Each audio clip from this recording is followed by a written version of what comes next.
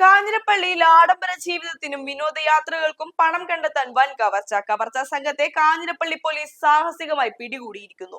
Peruvanthanam saint Antony's college principal doctor Antony ജോസഫിന്റെ അടച്ചിട്ട വീട് കുത്തിത്തുറന്ന് 75,000 രൂപയും 3 പവനോളം സ്വർണ്ണാഭരണങ്ങൾ കവർന്ന കേസിലാണ് കൊക്കയാർ കൊടുവന്താനം സ്വദേശി അജിത് അനിൽ, പ്രായപൂർത്തിയാകാത്ത 2 സ്കൂൾ വിദ്യാർത്ഥികൾ എന്നിവരടങ്ങുന്ന 3 അംഗ സംഘം ഇപ്പോൾ നിയമപാലകരുടെ പിടിയിലായിരിക്കുന്നത്.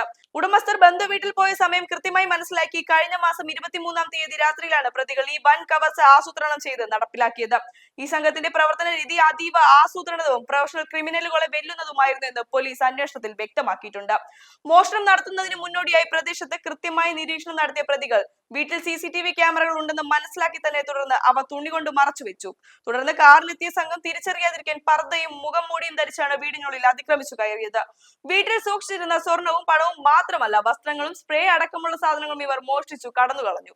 സമീപകാലത്ത് ഈ പ്രദേശത്തെ പെട്ടിക്കടകളിൽ നടന്ന മോഷണങ്ങൾക്കും കിണറുകളിൽ നിന്ന് മോട്ടോറുകൾ മോഷ്ടിച്ച സംഭവങ്ങൾക്കും പിന്നിൽ ഇതേ സംഘം തന്നെയാണെന്ന് പോലീസ് സ്ഥിരീകരിച്ചിട്ടുണ്ട്.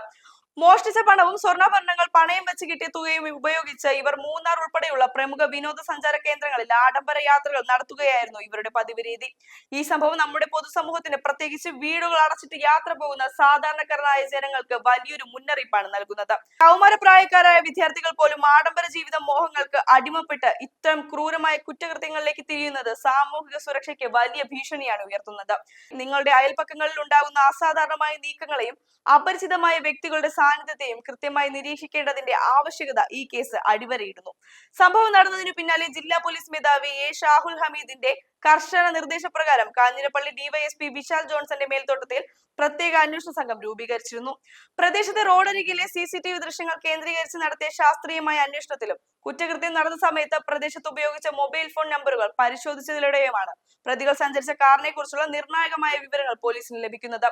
തുടർന്ന് നടത്തിയ ശക്തമായ വലവീശലിൽ പ്രതികളെ പിടികൂടുകയും പ്രതിയായ അജിത്തിനെ കോടതിയിലും പ്രായപൂർത്തിയാകാത്ത 2 പേരെ ജുവനൈൽ ജസ്റ്റിസ് ബോർഡ് മുൻപാകെയും ഹാജരാക്കി നിയമ നടപടികൾ സ്വീകരിക്കുകയും ചെയ്തു.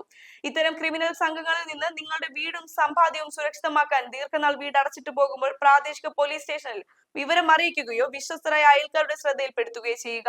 ഈ ഇൻവെസ്റ്റിഗേറ്റീവ് റിപ്പോർട്ട് അവസാന നിമിഷം വരെ കണ്ട് നിയമപരമായ യാഥാർത്ഥ്യങ്ങൾ മനസ്സിലാക്കിയത് വഴി നിങ്ങളുടെ സുരക്ഷ ഉറപ്പാക്കാൻ സാധിക്കും. ഇത്തരം സാമൂഹിക വിപത്തുകൾക്കെതിരെ പൊതുജനങ്ങൾക്കിടയിൽ കൃത്യമായ ജാഗ്രത വളർത്തുന്നതിനായി ഈ ബ്രോഡ്കാസ്റ്റ് വാർത്ത ഇപ്പോൾ തന്നെ പരമാവധി ആളുകളിലേക്ക് ഷെയർ ചെയ്യുക. ഡിജിറ്റൽ യുഗത്തിലെ കുറ്റകൃത്യങ്ങൾക്കെതിരെ സദാ ജാഗരൂകരായിരിക്കുക.